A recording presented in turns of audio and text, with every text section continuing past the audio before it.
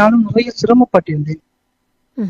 அதுக்கு பிறகு அக்கறை பற்றில இருக்கின்ற என்னுடைய ஆலிமா நுஸ்ரத் மாலிமா என்று சொல்லக்கூடிய அவர்களிடத்திலே நானும் என்னுடைய உம்மாவும் என்னுடைய உம்மாவுடைய சகோதரர் மாமாவும் ஒரு கிழமையிலே 3 தடவை செல்வோம் அந்த பிரைல் குரானை படிப்பதற்காக.